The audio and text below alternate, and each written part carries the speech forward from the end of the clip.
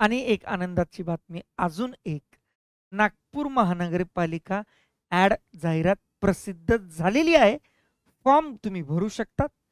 काय काय, कसं काय, कोण कोण, कधी कधी आणि हातात पोस्ट कधी भेटणार, कशी भेटणार, त्याच्याबद्दल आता आपण लगेच सुरुवात करूया. बघा, वेगवेगळ्या बॅचेस आहे. ॲप तुम्हाला माहीतच आहे. स्क्वेअर अकॅडमी ऑनलाईन या ॲपमध्ये सर्वांचं स्वागत असो. या ॲपमध्ये गेल्यानंतर तुम्हाला वेगवेगळे कोर्सेस आणि त्या कोर्सेसवर आधारित वेगवेगळी माहिती तुम्हाला भेटणार.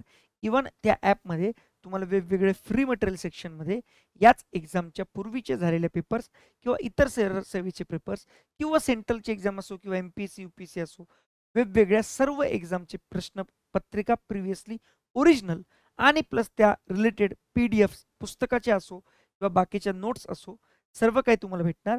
ओरिजिनल जेव्हा ॲप तुम्ही डाउनलोड करणार तेव्हा हा तुमचा होम ॲक्सेस असेल. होम पेजवरून इथं फ्री कंटेंटमध्ये तुम्हाला ह्या सगळ्या गोष्टी भेटणार आहेत. ठीक आहे, तर सुरुवात करूया.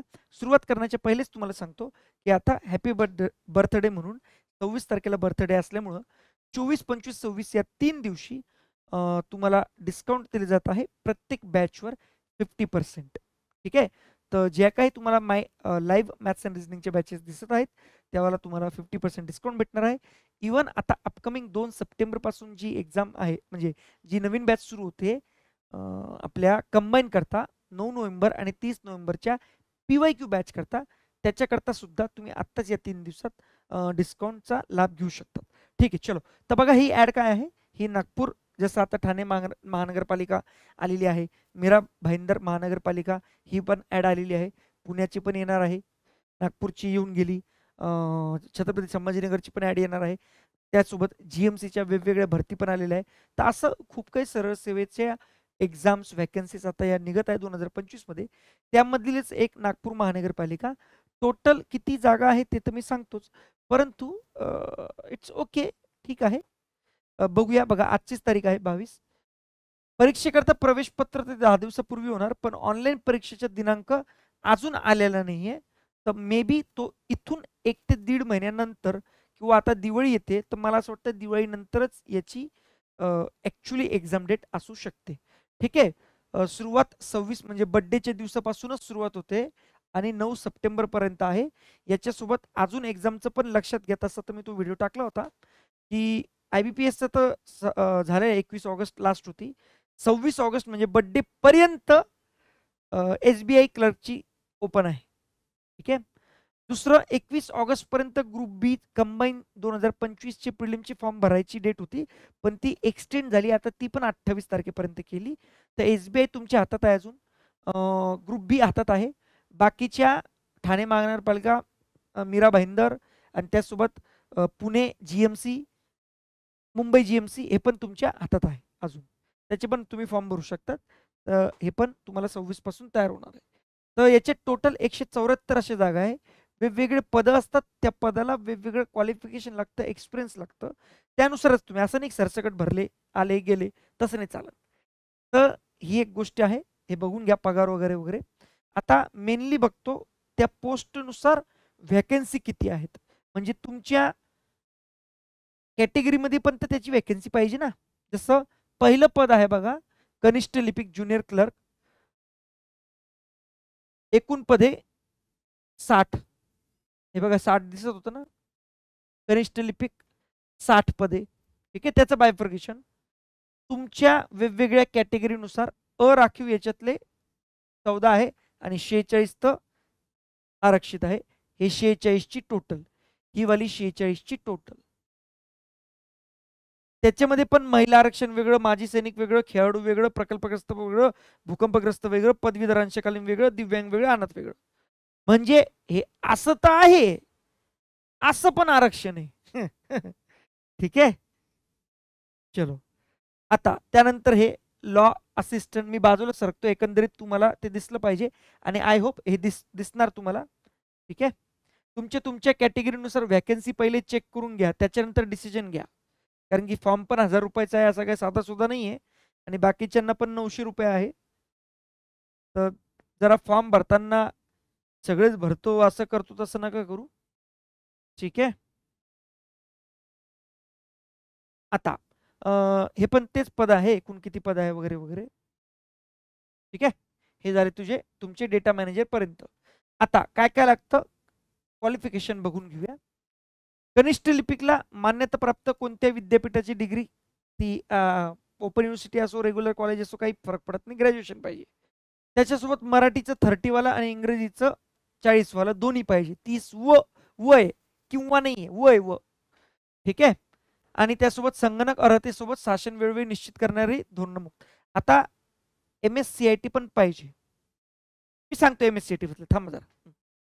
विधी सहाय्यक, विधी शाखेची लॉची कोणती डिग्री पाहिजे वगैरे वगैरे, 5 वर्षाचा एक्सपिरियन्स पाहिजे. इकडं पण कर संग्राहक हे 40-30 पाहिजे. ठीक आहे. कोणत्या शाखेची पदवी, स्टेनोग्राफर, ग्रंथालय. स्टेनोग्राफर वेगळं असतं, लिपिक वेगळं असतं. लिपिक नुसतं क्लर्क असतो, स्टेनोग्राफरला स्टेनोचं काम वेगळं असतं, त्याची वेगळी एक्झाम असते. लघुलेखक, टंकलेखक. टंकलेखक वेगळा, लघुलेखक वेगळा, फरक आहे. त्याच्यानंतर लेखापाल, रोखापाल. त्याच्यानंतर हे बघा, ज्यांना हे माहीत असतं ना त्यांना तो एक्सपिरियन्स पण असतो, त्या हिशोबानेच ते करत असतात. ठीक आहे, तर मी याला एक्सप्लेन नाही करत बसत. ठीक आहे, डेटा मॅनेजर वगैरे वगैरे वगैरे. आता पहिले एज बघून घ्या, सर्वात मोठा फॅक्टर तो आहे. ठीक आहे, तर आणि यांनी मला असं वाटतं इथं थोडंसं प्रॉब्लेम करून टाकलं तुम्हाला. म्हणजे यांनी 9 सप्टेंबरची डेट घेतली 2025, जबकि ही घ्यायला पाहिजे होती 1 एप्रिल 2025. ही जेवढी पहिली असते ना डेट, तेवढे जास्त कॅन्डिडेट कॅपेबल होतात एक्झाम द्यायला.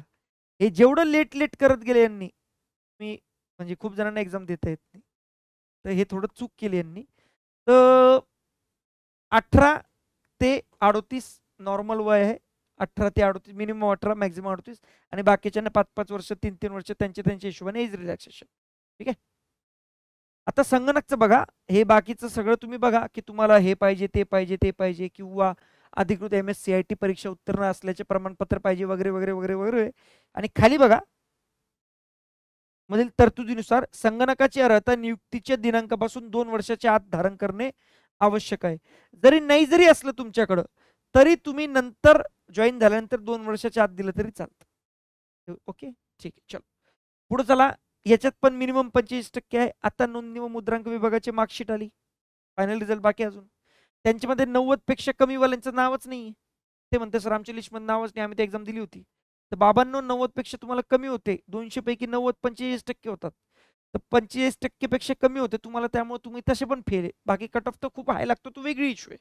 तर इथं पण मिनिमम 45%, एवढी तरी मिनिमम पाहिजे, तरच तुमचं ऍटलिस्ट मार्क्समध्ये नाव येईल लिस्ट, त्या मार्कशीटच्या लिस्टमध्ये, नाही तर ते पण येणार नाही. ठीक आहे. त्याच्यानंतर बाकीचं 100 प्रश्न असणार आहे, 200 गुण असणार आहे, एकाला 2, same to same paper pattern आहे, आणि कालावधी 2 तासाचा. इथं असं काहीही नेगेटिव्ह मार्किंग वगैरे आहे असं काही दिलेलं नाही, तर नेगेटिव्ह मार्किंग नाही यायला. ठीक आहे.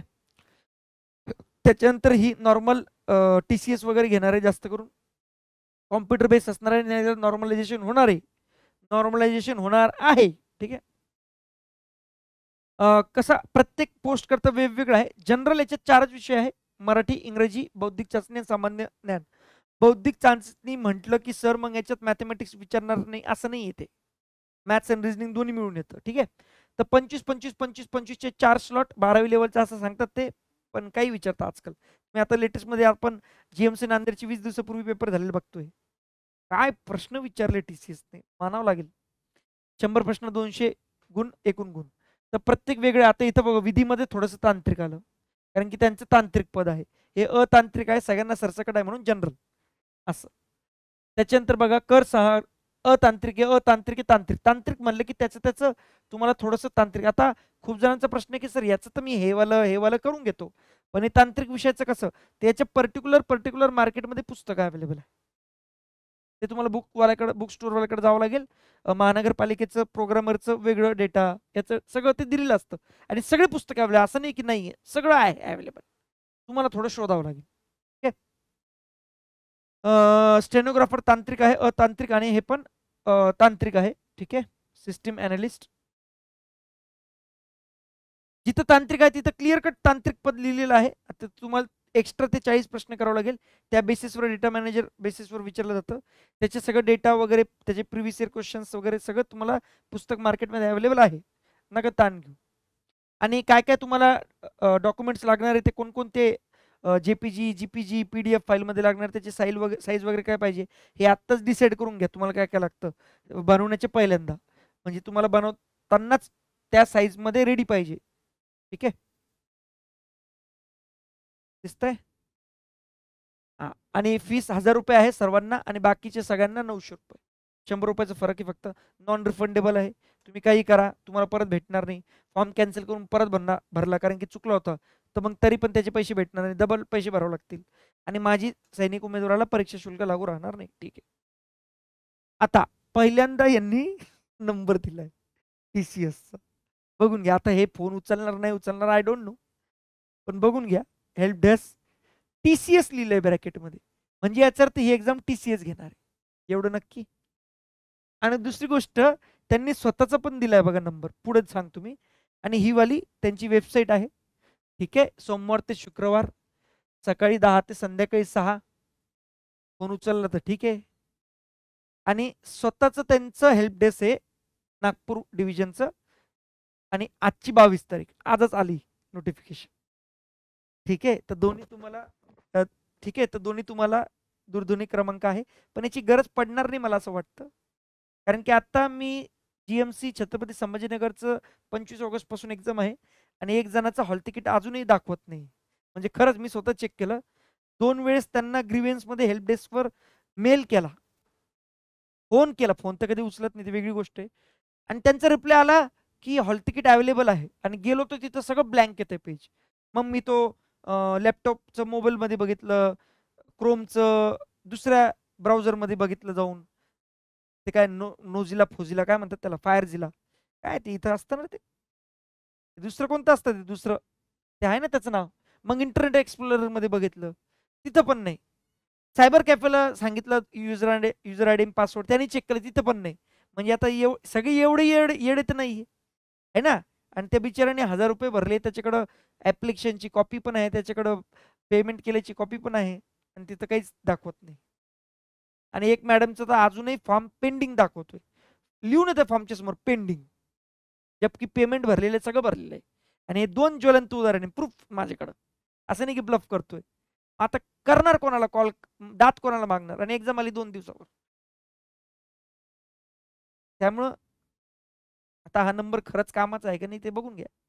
तर भेटूया पुढच्या नोटिफिकेशनमध्ये जे काही तुम्हाला असणार. आणि परत एकदा सांगतोय, तलाठीची एक्झाम, पोलीस भरतीची एक्झाम मार्केटमध्ये बूममध्ये आहे, कधी येऊ शकते. रेडी राहा, 3 दिवसाचा फायदा घ्या, नंतर तुम्हाला टोटल फीस पे करावं लागेल. चलो bye, take care, love you.